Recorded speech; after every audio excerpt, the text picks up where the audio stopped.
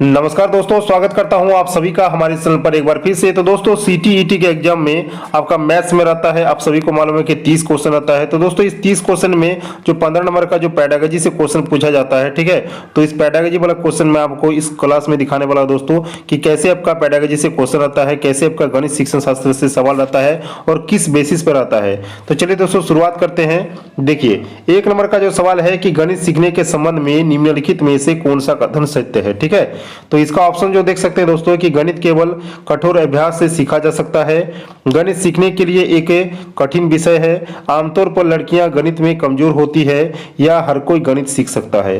तो दोस्तों इसका जो राइट आंसर हो जाएगा वो हो जाएगा दोस्तों कि हर कोई गणित सीख सकता है, चाहे बॉयज हो या गर्ल्स हो या चाहे वो किसी और वर्ग के हो। तो इसका राइट आंसर जो हो जाएगा दोस्तों आपका ऑप्शन नंबर 4 इसका राइट आंसर हो जाएगा।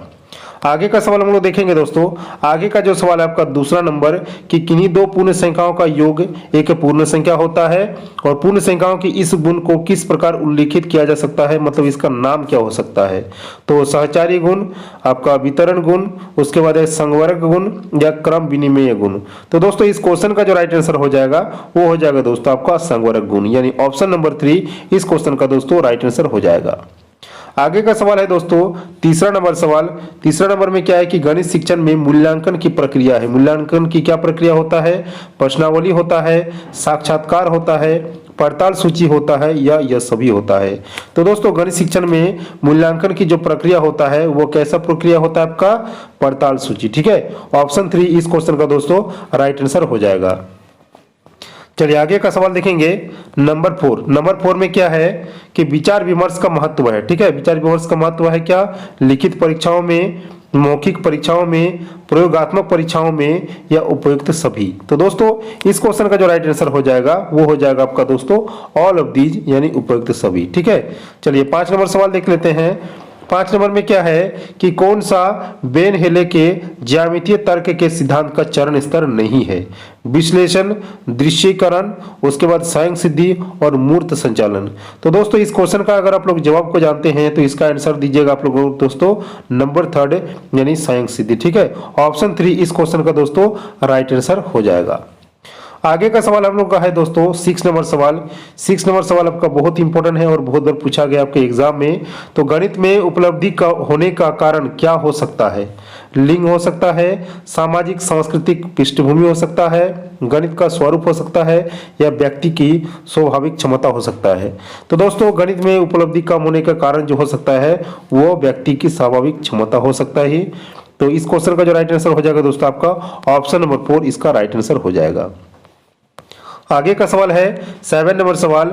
गणित की कक्षा में संप्रेषण का उल्लेख किस क्षमता का विकास करता है? यह आपका ऑप्शन जो है दंड आरेख को देखकर आंकड़ों का अर्थ लगाना, कक्षा में पूछे गए प्रश्नों को तुरंत उत्तर देना, या गणित की समस्याओं पर दूसरों के विचारों का खंडन करना, या गणितीय विचार को सुव्यवस्थित, संचित और स्पष्ट करना।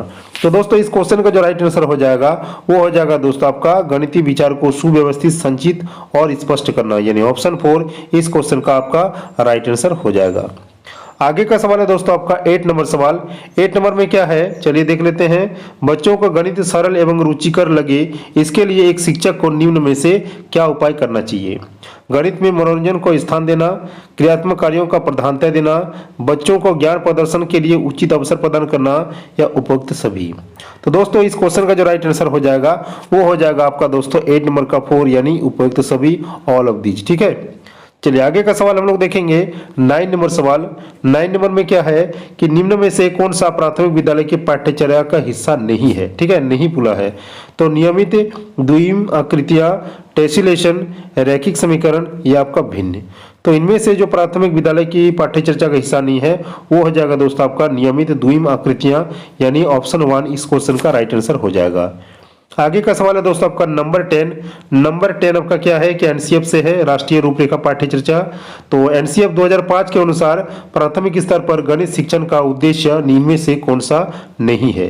गणित में उच्चतर और अमूर्त पढ़ाई की तैयारी करना। उसके बाद आपका है कि गणित को बच्चों की जिंदगी के अनुभवों को भाग बनाना, समस्या समाधान और समस्या प्रस्तुत करने के लिए कौशल को प्रोत्साहित करना या तर्क संगत विचारों को प्रोत्साहित करना। तो दोस्तों इस क्वेश्चन का जो राइट आंसर हो जाएगा वो हो जाएगा दोस्तों आपका तर्क संगत विचारों को प्रोत्साहित करना, यानी ऑप्शन 4 इस क्वेश्चन का दोस्तों राइट आंसर हो जाएगा। आगे का सवाल है 11 नंबर, फिर से आपका एनसीएफ से आ गया।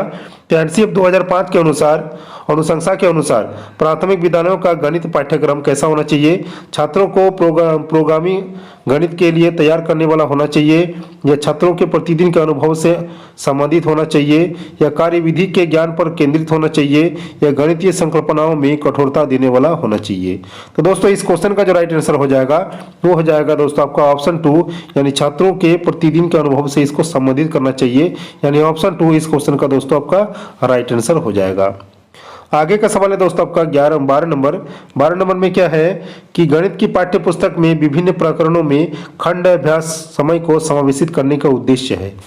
विद्यार्थियों को आनंद व मस्ती प्रदान करना, या दैनिक जीवनचर्या में आपका बदलाव करना, या समय को बेहतर सदुपयोग सुनिश्चित करना, या विस्तृत अधिगम अवसर प्रदान करना। तो दोस्तों इस क्वेश्चन का जो राइट आंसर हो जाएगा वो हो जाएगा दोस्तों आपका विस्तृत अधिगम अवसर प्रदान करना, इस क्वेश्चन का आपका राइट आंसर हो जाएगा। आगे का सवाल है दोस्तों आपका 13 नंबर सवाल। 13 नंबर में क्या है? गणित पाठ्य पुस्तक की सामग्री का विकास किस रूप में होना चाहिए?